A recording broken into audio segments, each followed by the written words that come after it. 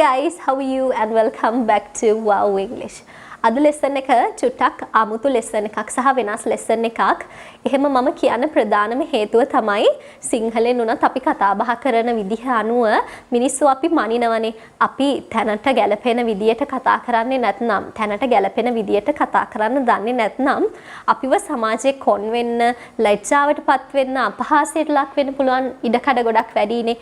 ඒක නෙවෙයි පහුගිය දවස්වල මෝඩාභිමානයෙන් කියලා පොඩි සිද්ධි කිහිපයක් ගියේ නේද? තමන්ම තමන්ගේ කට සංවර කරගන්න ඕන. මොන තැනදී මොන දේවල්ද කතා කරන්න කියන එක තමන්ට හොඳ අවබෝධයක් තියෙන්න ඕන. ඒ වගේම තමයි හිතන්න අපිට කෙනෙක්ට චෝදනා කරන්න ඕන. ඒ වගේ අවස්ථාවලදී අපි සිංහලෙන් නම් කොහොමද යාට ඒ චෝදනාව කරන්නේ? ගහලා බැනලා? එහෙමද? නෑ. එහෙම වුණාම එයාලා අපි දෙන ෆීඩ්බැක් එකෙන් කිසිම දෙයක් ගන්නෙත් නැහැ. එතකොට එයාලාට හැදෙන්න තියෙන ඉඩකඩත් හරිම අඩුයි. ඉතින් මේ වගේ අවස්ථාවන් වලදී අපි කොහොමද politely කියන්නේ හරිම ආචාරශීලී විදිහට එහෙමත් නැත්නම් හරිම සුන්දරව යාලත් එක්ක සහයෝගයෙන් කොහොමද ඒ චෝදනාව යාලට කරලා ඒක එහෙම ආපහු කරන්න එපා කියන අදහස දෙන්න කොහොමද අපි කෙනෙක්ට චෝදනා කරන්නේ කොහොමද කෙනෙක්ව criticize කරන්නේ ඉංග්‍රීසි වලින් කියන එක තමයි අද මම මේ lesson එකේදී කතා කරන්නේ. So in this lesson I'm going to teach you how to criticize or how to accuse someone politely in English. හරිම politely විදියට කොහොමද අපි ආචාරශීලීව කෙනෙක්ව criticize කරන්නේ, කෙනෙක්ට accuse කරන්නේ, කෙනෙක්ට චෝදනා කරන්නේ කොහොමද කියන එක ගැන තමයි මම අද කතා කරන්නේ. අපි මෙහෙම කිව්වොත් you are wrong. ඔයා වැරදි. Your proposal was terrible. ඔයා යෝජනා කරපු දේ ගන්න දෙයක් නෑ, වැඩක්ම නෑ. Very bad. Terrible. ගන්න දෙයක් නෑ. Very bad. තරහ කියහම ඔයා කියනවා you suck. එහෙමත් නැත්නම් fuck, shit, bloody bitch, bloody hell, bastard ඔය වගේ නරක වචන කියලා හරි impolite වචන කියලා ඉංග්‍රීසි වලින් බනින්න පුළුවන් අපිට.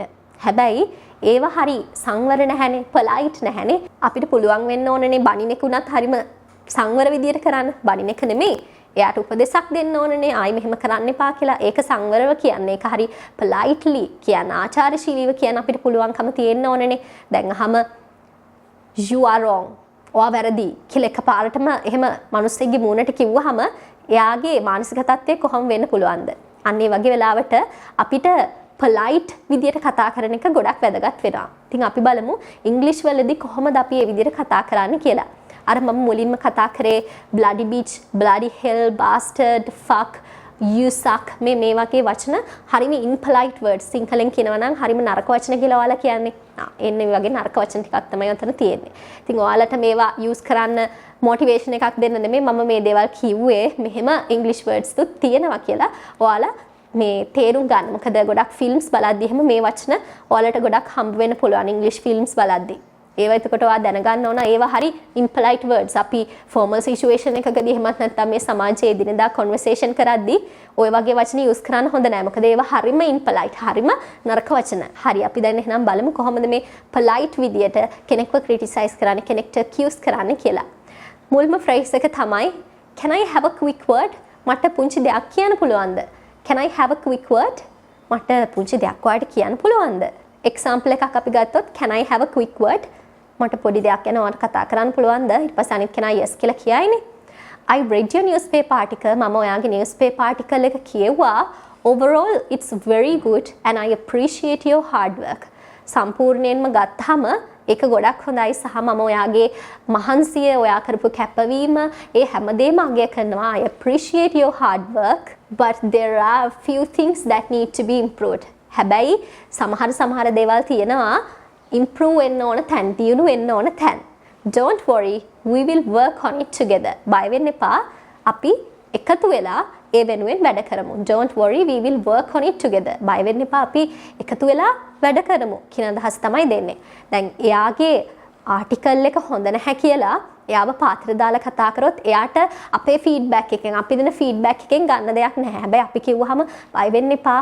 අපි එකට වැඩ කරමු කිව්වහම එයාට ගැම්මක් එනවා. අපිත් එක්ක උනත් සහයෝගයෙන් කතා කරලා වැඩක් කරන්න. එතකොට එයාට මොටිවේෂන් එකක් එනවා ඉදිරි වැඩේ හරියට කරන්න. ඊළඟ phrase එක තමයි don't get me wrong. මාව වැරදියට තේරුම් ගන්න එපා. Don't get me wrong. For example, don't get me wrong. මාව වැරදියට තේරුම් ගන්න එපා. But some of your sentences were meaningless and there were some grammatical mistakes throughout the article. මම මේ කියන දේ වැරදියට තේරුම් ගන්න එපා. හැබැයි ඔයාගේ article එකේ තිබ්බ සමහර sentences කිසිම තේරුමක් නැහැ. ඒ වගේම සමහර grammar mistakes එහෙමත් තිබ්බා මුළු article එක පුරාවටම. It would be better if you could rewrite. ඒක ගොඩක් හොඳයි ඇත්තටම ඔයාට ආපහු මේක ලියන්න පුළුවන් නම්. අන කරන්නේ නැහැ. Please rewrite. කරුණා කරලා මේක ආපහු ලියන්න. එහෙම අන කිරීමක් කිසිම order එකක් දෙන්නේ නැහැ. It would be better. ඒක ගොඩක් හොඳ වේවි. ඔයාට පුළුවන් නම් ආපහු මේක rewrite කරන්න. ආපහු ලියන්න. පුළුවන් නම් ඒක ගොඩක් හොඳ වේවි. It would be better. හරිම polite විදියට තමයි අපි යාට චෝදනාවක් කරත් එයාගේ article එකේ grammar mistakes මේ හැම දෙයක්ම තිබුණත් අපි ඒ චෝදනාව කරන්නේ හරි polite විදියට එයාට අපේ feedback එකෙන් ගන්න දෙයක් තියෙන විදිහට තමයි අපි අපේ ideas express කරන්නේ කිසිම මේ strict ගතියක් කිසිම තද ගතියක් එහෙම අපි පෙන්වන්නේ නැහැ මොකද එහෙම වුණාම එයාලට දියුණු වෙන්න තියෙන අවස්ථාව එයාලට වැරදි හදා ගන්න තියෙන අවස්ථාව අවම වෙනවා අපි strict වෙන තරමටම next phrase just be more careful in the future just be more careful in the future ඉදිරියේදී තවත් careful වෙන්න තවත් සැලකිලිමත් වෙන්න කියලා කියනවා. For example, there were some printing mistakes in the presentation. Presentation එකේ සමහර printing mistakes තිබුණා. Just be more careful in the future. කරුණාකරලා මේ ඊළඟ පාර මීට වඩා සැලකිලිමත් වෙන්න. Just be careful in the future. ඉදිරියේදී අනාගතයේදී ආපහු ඔයා මේ වගේ presentation එකක් කරනකොට මීට වඩා සැලකිලිමත් වෙන්න කියලා කියනවා. මෙන්න මේ phrase එකත් ගොඩක් වෙලාවට ඔයාලට හරි polite විදියට කෙනෙක්ට යමක් ප්‍රකාශ කරන්න අවස්ථාවන් වලදී use කරන්න පුළුවන්. I think it would be better if, for example, I think it would be better if you could come up with a reference list at the end of your essay. It would be better if. I think it would be better if. මම හිතනවා වඩාත් හොඳයි කියලා කියන අදහස තමයි උතන තියෙන්නේ. මම හිතනවා වඩා හොඳයි කියලා ඔයාට පුළුවන් නම් ඔයාගේ essay එකේ අවසානයේ reference list එකක් දාන්න. essay එකේ අවසානයේ reference list එකක් දානවා කියලා කියන්නේ මොකක්ද? reference list එකක් කියන එක අනිවාර්යෙන්ම English writing වලදී ගොඩාක් helpful වෙන දෙයක්. සහ ඒක ඉතාමත් වැදගත්. හිතන්න ඔයා මොනවා හරි essay එකක් ලියනවා. අපි හිතමු COVID-19 ගැන මොනවා හරි essay එකක් ලියනවා. එතකොට ඔයා මොනවා හරි research article එකක් හරි newspaper article එකක් හරි මොනම හරි Google එකේ මොනවා හරි report එකක් හරි මොනවා හරි කියවලා ඔයා තොරතුරු එක් රැස් කර ගන්නවා. researchers මෙන්න මෙහෙම researchers තිබුණා. ඒ තොරතුරු ඔක්කොම ඔයාගේ essay එකේ ඔයා අන්තර්ගත කරලා තියෙනවා නම් ඔයා ඇත්තටම ඒ essay එකට කරුණු ගත්ත වෙන sources තියෙනවානේ newspaper articles කියුවා. ඒ තොරතුරුනේ ඔයා මේ essay එකට දාලා තියෙන්නේ. ඒ නිසා ඒ essay එක අවසානයේදී ඔයා ඒ ගත්ත sources වල links ඒ sources වල නම් අන්න ඒ වගේ දේවල් ලියන්න ඕන. ඔන්න ඕකට තමයි සාමාන්‍යයෙන්ම සරලවම කියනවා නම් reference list එකක් කියන්නේ. Next phrase and it's the final. Let's be frank. Let's be frank. අපි අවංක වෙමු. Let's be honest with each other. අපි එකිනෙකාට අවංක වෙමු කියන අදහස තමයි මෙතන තියෙන්නේ. Let's be frank. For example, let's be frank. අපි අවංක වෙමු.